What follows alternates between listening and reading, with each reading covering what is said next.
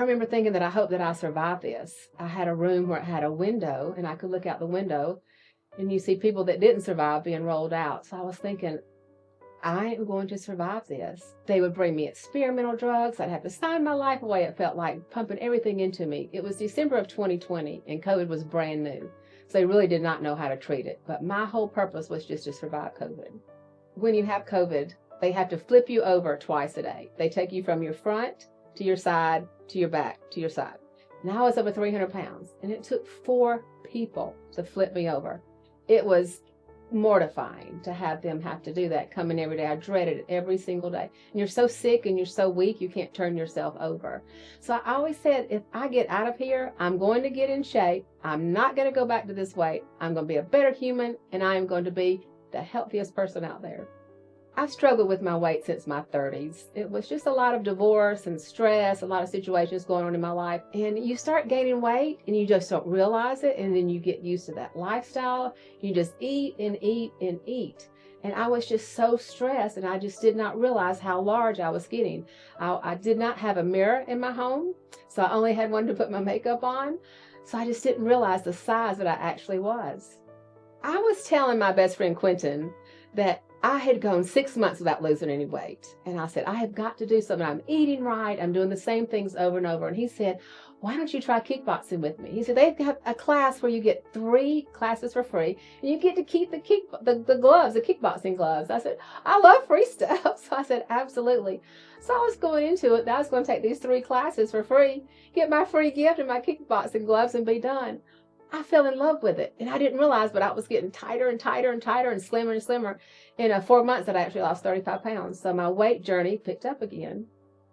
So I called my best friend Terry and I said, we're going to redo my house. We're going to get some new bedspreads, some new drapes. We're going to paint a few things. And she came over and she said, we're going to put a mirror right here. I said, we who? Not me.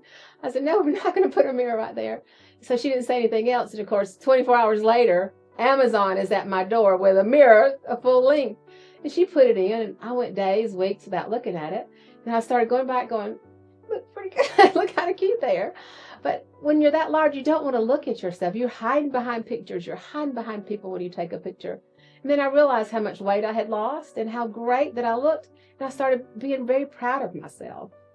My daughter's very driven. She didn't just want to write a poem. She wanted to win the poetry contest. She just didn't want to enter a pageant. She wanted to win the pageant. She didn't just want to enter a scholarship application. She wanted to win the actual scholarship. So she was always very driven. I was the person behind her that provided all the support, all the coaches, whatever she needed to get to where she was.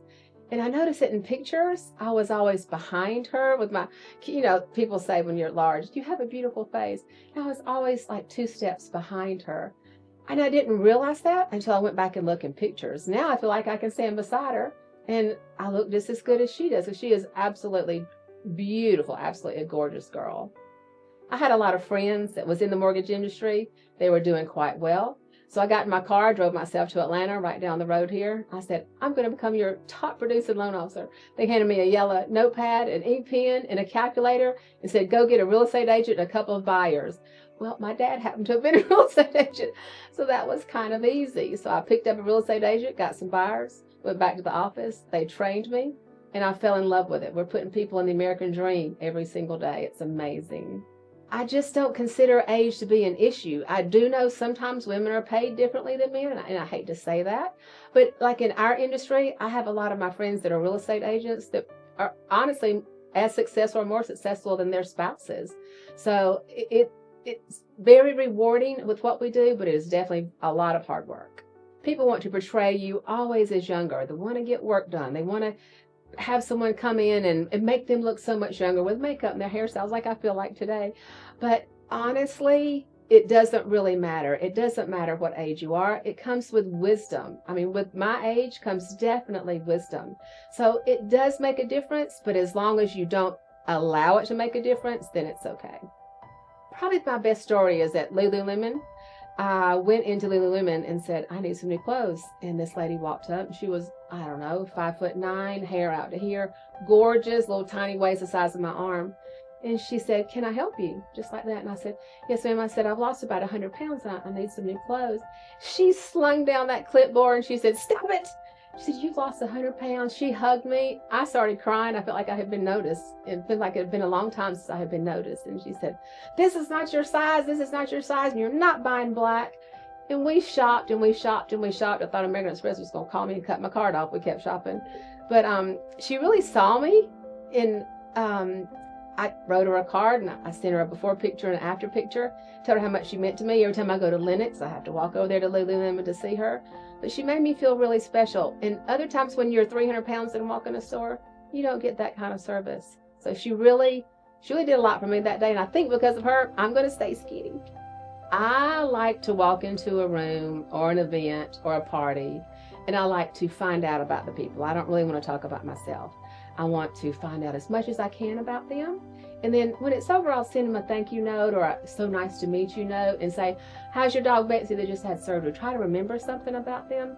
So I want to be known as going that extra mile. For my daughter, I just want her to know that I love her. I am her biggest cheerleader, and I'm always so proud of her. For my clients, I want them to pay their bills on time so they'll keep having good credit so I can do mortgage loans for them forever and ever.